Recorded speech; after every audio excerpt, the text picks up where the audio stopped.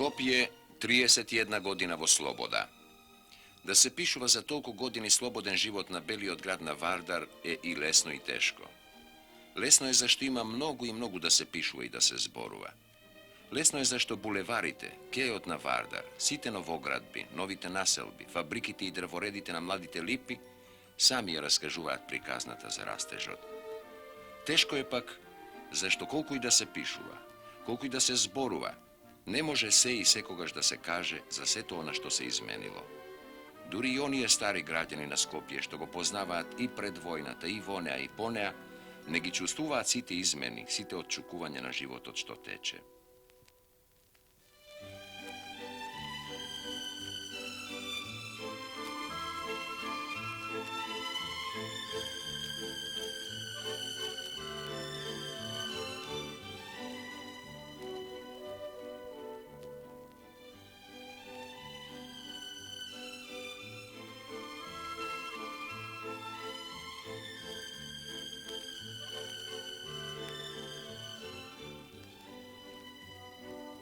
Rastel ne samo gradot, rasteli i lugeto vonego, so novite vidici, so široko to obrazovanije što go dobivat mladite, so sportskite tereni i sportot, to i najubav izrast na mladost na Skopje. A ta mladost na Skopje se čini bila neizbežna, sekogaš prisutna na ulicite na ovoj grad, razbranuvana, smela, sveža i silna.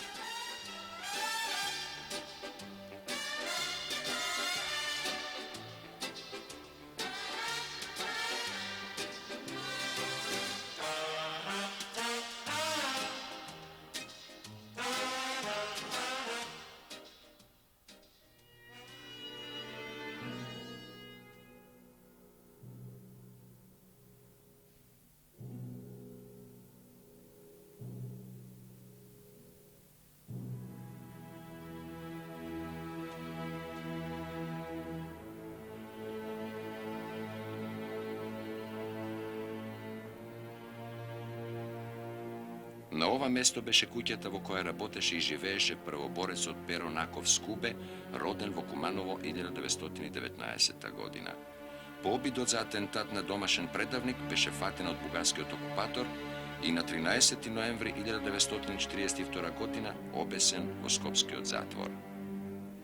Kakva tragična i vo isto vreme vozvišena simbolika.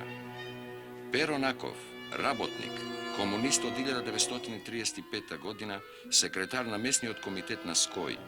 Pero Nakov, to je revolucioneren sin na Makedonija, je obesen od bugarski od fašistički okupator, na isti den na koji po 2 godini je oslobodeno Skopje. Otidena besilka so visoko dignata glava. Da žive slobodna Makedonija. Vas fašisti, našite partizani, ke ve likvidirat ovde vo Makedonija. Poslednjite zborovi na Pero Nakov se ostvarija samo po 2 godini vo Skopje. Na isti od den koga to je beše obesen, Skopje je oslobodeno. Godade životot vo najubavio svet. Otidena besilka so 23 godini, zemajkija seta vina vrš sebe kako najstar otvatenata grupa Skojevci. A koliko beše star? Samo 23 godine. Prekinatata niškana mladosta na Pero Nakov je ne samo simbolično vrzana so 13. novembri, tuku cvrsto i nerazkinljivo je vtkajena vo slobodata na Skopje, kako i toliko drugi prekinati i neiživejani mladosti.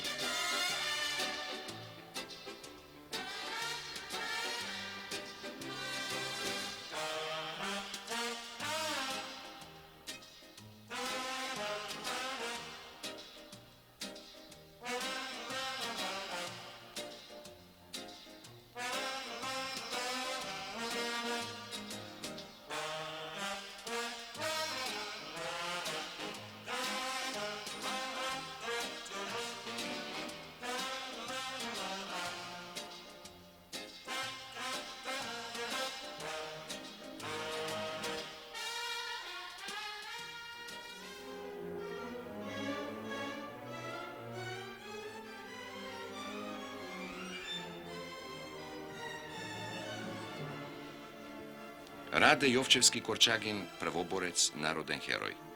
Kako komunist, štrajkovač, organizator, go znaje ušte predvojenata belgradska policija. апсен, следен, ставен на црна листа на полицијата. По окупацијата се наоѓа таму каде што повика партијата. Во август 1941 е во првиот скопски партизански одред. Осуден е на смрт во отсуство. Во 1942 година е заменик политички комесар на обновениот скопски партизански одред. Губејќи врската со одредот по една тешка и исцрпувачка борба, доаѓа во Скопје да побара врска. На 20 февруари 1943 година бугарската полиција извршува блокада во куќата во која се наоѓа Корчагин. Тој се пробива со оружје в рака. Убива еден полициски агент, но паѓа погоден од крушимите на бугарската полиција. Уште една прекината младост на улиците на Скопје.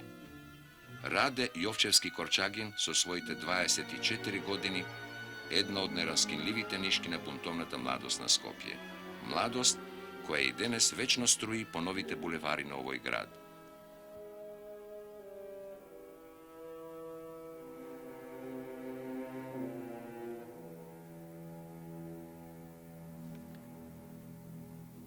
Тажна е, но величествена и возвишена приказната за младоста на овој град.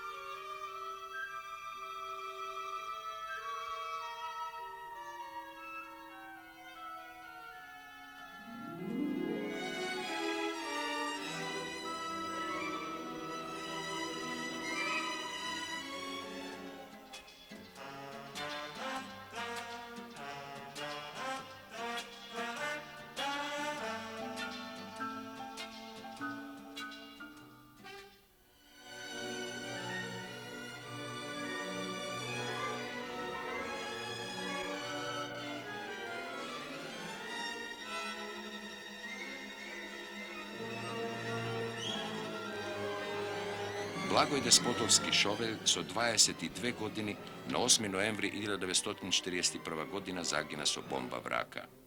И неговиот револуционерен пат одамна беше трасиран. Работник, комунист, затворен пред војната. По окупацијата пак во првите редови на партијата. По провалите во првиот скопски партизански одред, одредот донесува одлука да се ликвидира опасниот бугарски агент Мане Мачков.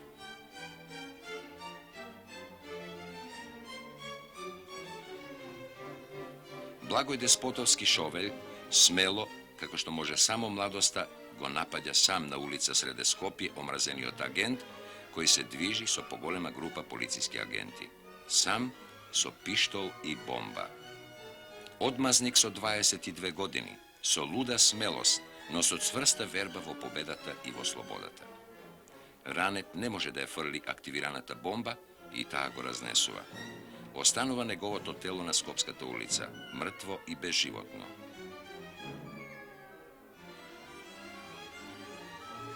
Денес е тука споменикот да подсетува. Но има нешто посилно и подлабоко од овој мермер што не подсетува на овие херои. Нивната верба, нивната смелост, нивната младост е засекогаш вткаена во овој град.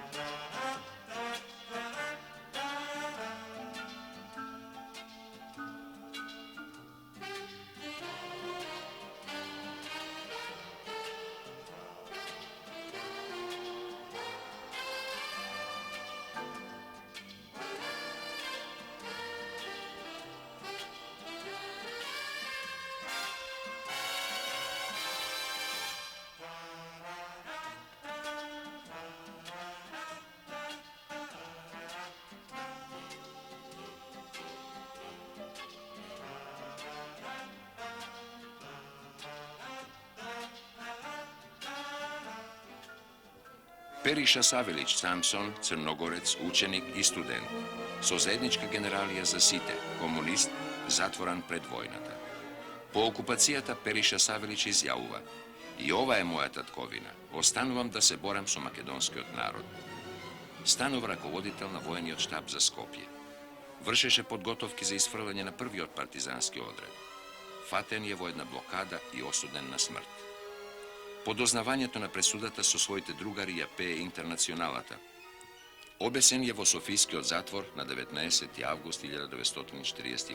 godina. Toj, sinot na Lovčenskite visovi, go dade svoj mlad život ovde, vo Makedonija, vo zajedničkata borba, vo revolucijata na site narodi i narodnosti na Jugoslavija.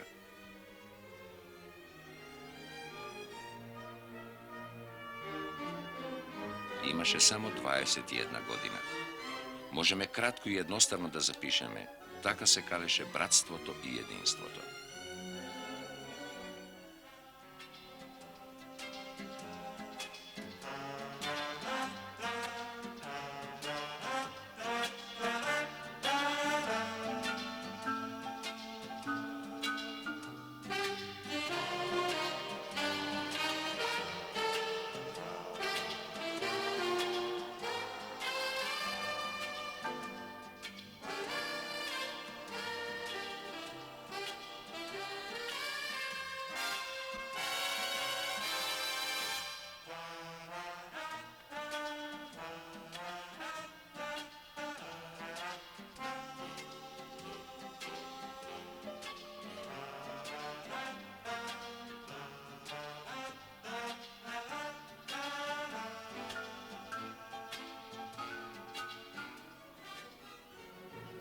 Rešad Džafer Mustafa Čukčić, skojevec, komunist, borec na prvi skopski partizanski odred. Ilegalec vo Skopje i Tirana, borec na prvata makedonsko-kosovska brigada, zagina tragično, povojnata, kako vojan pilot. Eden od plejadata na Smelite. Eden od onije koje veruva vo novite vidici i svetlini. Eden za kogo isto taka može kratko i jednostavno da se zapiše, taka se koveše bratstvo to i jedinstvo to.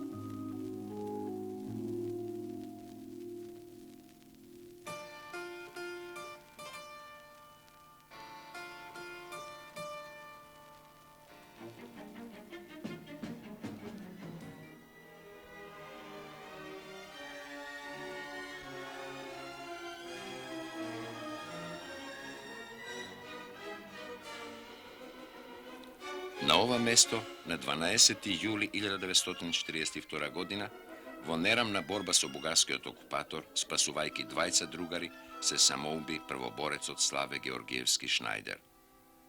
Dete na Skopje, vojnik na skoji na partijata, ostana na gradski odpločnik, samo so 17 godini. Kolkava li beše ta smelost, kolkava li beše ta verba na jedan 17-godišnjik da se raznese sam so bomba, svesno, hladnokrvno, dobrovoljno. Na spomenik od Pišuva, za da gi spasi svojite dvajca drugari.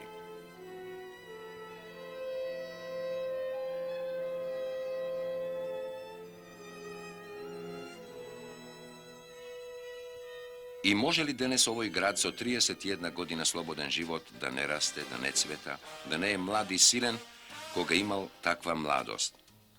Gi ima i ljadnici, poznati i nepoznati, ilegalci, borci, zatvorenici, mačeni, tepani, ubivani, beseni, i ljadnici od plejadata smeli, so cvrsta, nepokolebljiva verba vo pobedata. Bea i ostana izvorina mladosta, koja neprekinato teče v ovoj grad.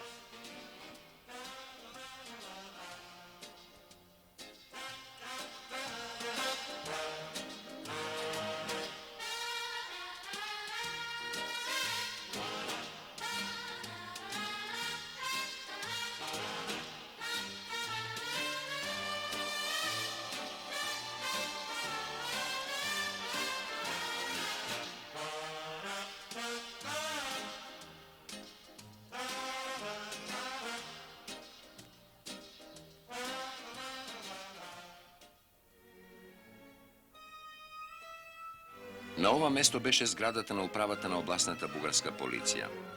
Споменикот нека подсетува на хероите зверски убивани од бугарскиот фашистички окупатор.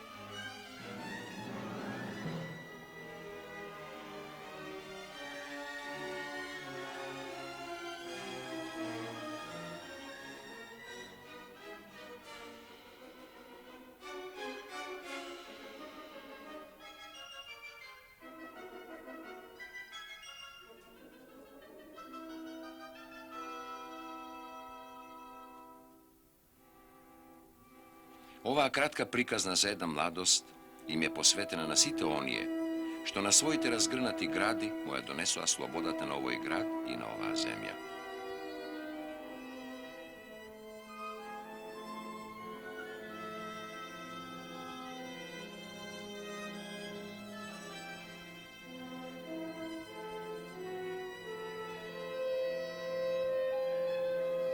Денес останаа да не подсетуваат на нивната младост белите камени споменици.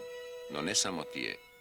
Нивната младост е вткаена во секој камен на новото Скопје, во кеовите на Вардар, во новите булевари, во стамбените блокови, во училиштата и на факултетите. За нив, хероите на овој град, најубава музика е тивкиот ветрец во вечерините по Вардар. Нив во овие есенски денови ги милуваат паднатите лисја на младите липи и диви костени. Нив за секогаш ги радува распеаната, разбранувана младост на улиците на Скопје. И тогаш, кога младите ги исполнуваат овие нови простори и ширини на градот, се чини дека приказната за една младост никогаш нема да биде прекината.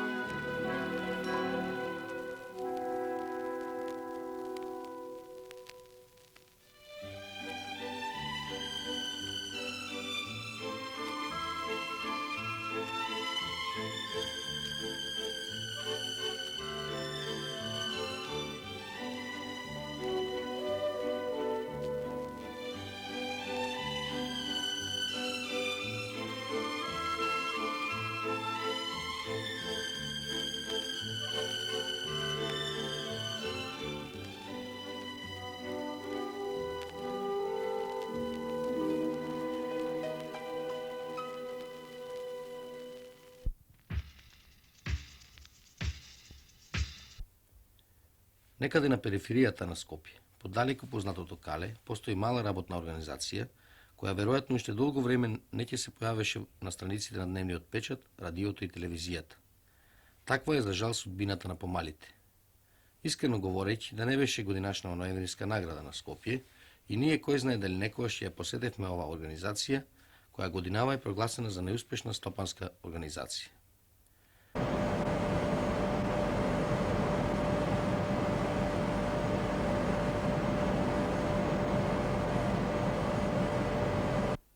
Основана со решение на републичката влада од 28 ноември 1945 година, како чевларско, сарачко и ташнарско предпријатие, работи без некои забележителни резултати се до 1960 година.